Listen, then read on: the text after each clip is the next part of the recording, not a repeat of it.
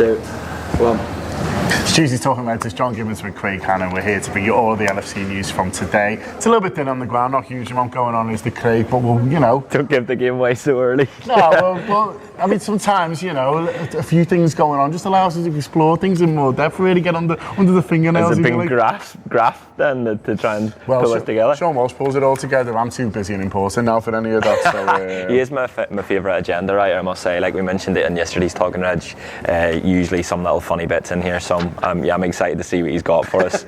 See what he's snuck in there. First thing I want to talk about is the Ballon d'Or.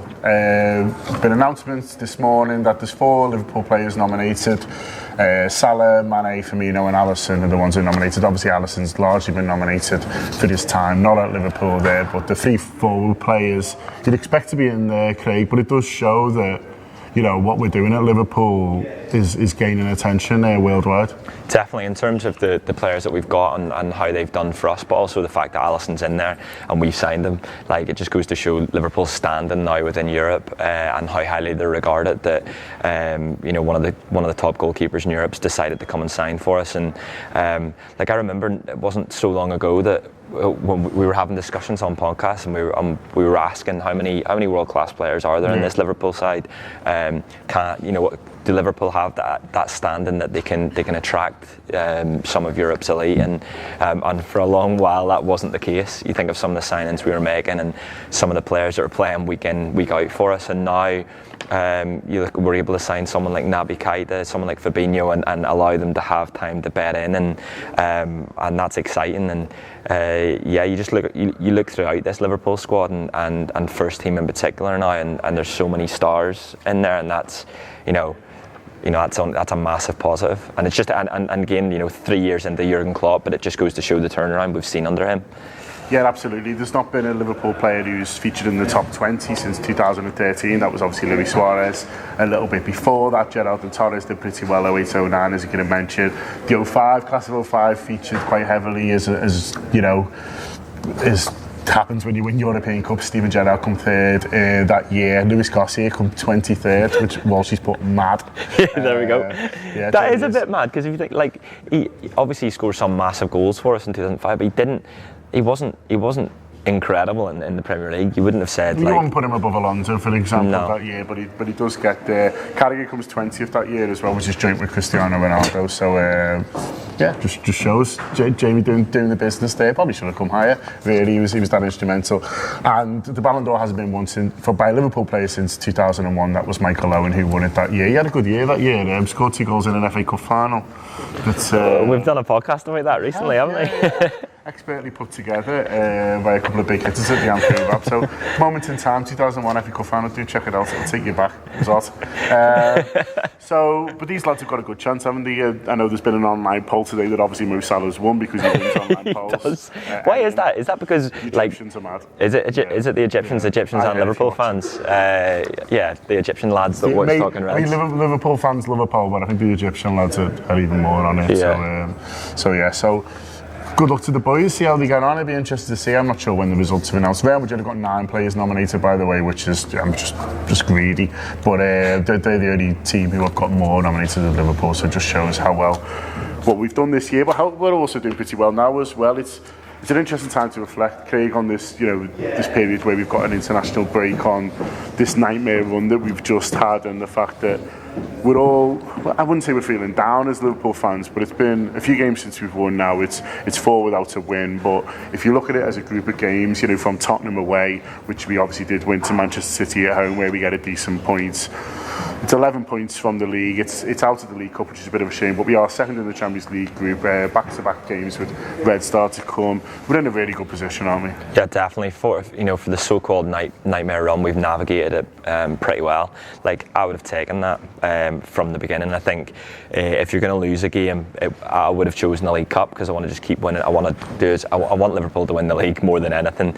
And look, some of those results, I think, the way the Liverpool Chelsea in the league happened, the way we score right at the end, I think that felt more like a win, whether it was it was a draw, but it just felt like afterwards it was like, yes, that's the kind of result that like past Liverpool teams over the past sort of 5 to 10 years just wouldn't have done. If it wasn't their day, they wouldn't have got that league equaliser, and this did. And I thought that was a sign of a team that are going to do big things this season. But yeah, I definitely would have taken that run, and I think as well the international break, it's like you said, I think it's come at a good time for us. And with the last international break, we were winning, and we were sort of like, no, we want to watch Liverpool play more games and win more games. And I think this just sort of gives us a little bit of time now to get ready for the Huddersfield game and for a more favourable run, which you'd hope that Liverpool can then sort of just quietly go about their business under the radar.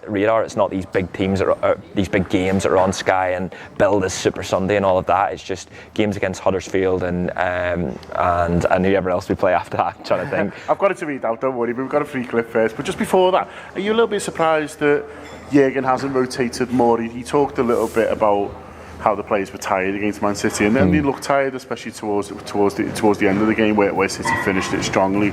Shaqiri's come in; he's only had one league start, I think, so far. Firmino hasn't started any league games yet. Sturridge, I think maybe one league start as well.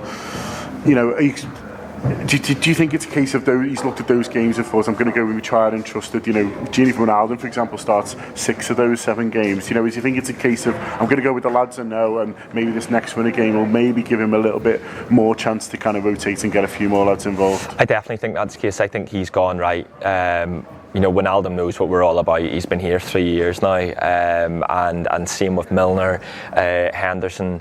I think that I maybe expect a little bit more rotation. He rotates for the League Cup game, but then I expect that maybe a little bit more with Napoli, someone like Shaqiri to come in, and the things Sturridge has done off the bench. It's brilliant that we've got these players, that it is a conversation, because too many times in the past with Liverpool teams, it's been the 11, and that's been the 11. You think of 13-14 there, where Suarez is on the Ballon d'Or list that year. What? The Ballon d'Or? Ballon? No, Ballon. Ballon d'Or. Can we edit that bit out? Was he? No. He's on the list for that very important trophy there. But that year we had the 11, and then off the bench we had it was like Victor Moses and Luis Alberto and Iago Aspas, and it just wasn't good enough. So the fact that we've got that conversation now that we're talking about, he hasn't used a £40 million defensive midfielder because he's still bedding him in. That's brilliant. And I think when he looked at this run, I think he's probably thought, get to this international break, and then from there we'll see rotation, because we've seen how we saw much last year. He rotated and he rotated well, and we got the results we needed, especially coming into the Christmas period. So I think that's what he's got planned. Okay, we did a free show yesterday. We do them every Monday. It was obviously a look back against the Man City game. Here's a clip from that show for you to enjoy right now. This time last year, we were 8 points behind City. If we'd played them this weekend last year, we have nothing to lose, and we have to throw everything at them to try and make up ground. So what's the difference? We're 8 and 11, you're not going to catch up anyway. But at this point, going into the game, level on points at the top. And we're going into November level on points, because by the time we come back from the international break, we're 1 week away from November. So we'll be either level, 3 off, or 3 above. We're somewhere in the game. So being sensible with our big rivals is all we can do. No, I think Ian, on that, just to, I want to talk about the table, Arsenal and Tottenham, but just to be really clear, Liverpool's next 2 are Huddersfield.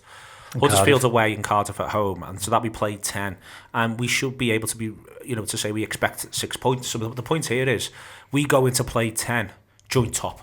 Yeah, that's what we should. You can't take anything for granted. You've still got to get those points on the board. But we, off the back of yesterday's results, now have an excellent chance of going in to play 10 joint top. So that is our free show that goes out every Monday. You can listen to it on the Anfield app website or whatever podcast app you use on your phone, and that is there. And as I say, that happens every Monday. It's one of 2 free podcasts we do each week, and then we've obviously got our subscription service on top, which we hope a lot of you are enjoying as well. But this next 6 games then, as you mentioned, it's Huddersfield next up, 5:30 kickoff. could be good on the train. I'm excited for that, yeah. Then Red Star at home, which is going to be an interesting game. Obviously, you're hoping for the win there. Cardiff at home comes after that. Then Arsenal away, that's suddenly more tricky. Do you know they've won 10 in a row? That's gone completely under the radar, hasn't it? I think everyone's been sort of, talking. Like, I think they're 2 points behind us. Yeah. It's something mad like that, and that's just completely unexpected. It'll be 5 by then. And then Red Star away comes after that, and then Fulham at home. So it's a nice run of games, isn't it? And that's what this Liverpool side you feel would benefit from a little bit more. These tough set of fixtures, we've done pretty well out of them, but they've taken it out of it. Look, you're battling for 90 minutes, you're fighting for everything. As you say, I think the manager's a bit less likely to rotate. These games, you feel like a few of the squad players could get a bit more action. There could be hopefully a game like, Cardiff at home. Wouldn't it be nice to be 3-0 up after 60 and we can all just jog about for a bit? Stuff like that will hopefully. I mean, you can't count your chickens because Cardiff will come and be tough to beat, but still it should be a less intense period. Definitely, and that's what I mean by just going under the like. You've seen Arsenal had a difficult start with playing City and Chelsea, so right at the start, and then since then they've just sort of been playing the likes of Fulham at the weekend where they win, and it's just a little bit. I'd just like that to happen Liverpool now. Just it just sort of game by game, just yet do the business. We'll see more of you'd have no problem putting Shaqiri in for any of those games, Sturridge as well, and we'll probably see the likes of Fabinho and Naby Keita more so. I'd imagine the Red Star ones, I think that's where we probably do see someone like Fabinho, so that's exciting because these are players that we signed in the summer, got really excited about, and we've hardly really seen. And then I think from that, then the Arsenal one will be the real statement. If we can, we win those games and then we play Arsenal, we beat them 5-5 at their place, then I think that's really, that'll be the moment then that everyone sort of goes, yeah, we mean business this season. I was glad I was doing that on the pre-season. I was like, that in America, business, yeah. But if it's taking other people a bit longer, then fair play. Listen, it's an international break, as you know, but there's going to be loads of great content throughout the Anfield wrap in that period. We've got a really good interview with Jamie Carragher doing the Desert Island Goals with Andy Heaton, which is coming out soon, and also still got in-depth looks at the Manchester City game from the weekend. There's a really good review show going out today with Sean Rogers and Paul Cope. Dan Morgan, I think. Dan Morgan, yeah, sorry Dan. Which Neil tells me was excellent as well, so it's going out today. I'm looking forward to this run, so still a great time to subscribe to the Anfield app. And before that Cardiff game, we've got a live show. Want to mention that as well? Yeah, really exciting. We've got a live show on air at the Cairns Brewery Village, just before LFC Cardiff. I think that's the 27th of October. Tickets are available from theanfieldApp.com/TAW live. There's £7. So get on that. It'll be. Will you have your top off, or will you be keeping your top on? Bit early, innit? Like 1 p.m. shirts off. Do you think that would be the earliest shirts off you'd ever had at a live show? Yeah. Or anything? Yeah, probably anything. Well, apart from when I'm just getting dressed for work. No, that doesn't. You don't count that. But it's going to be a little bit more kind of controlled and measured, I think. We'll see. You always say that. We'll see. I'll still be doing shots. Come and get involved in that, and be getting involved in everything we do, and tell your friends as well, because you are our best marketing tool, not this fella, the balloon. Up the Reds.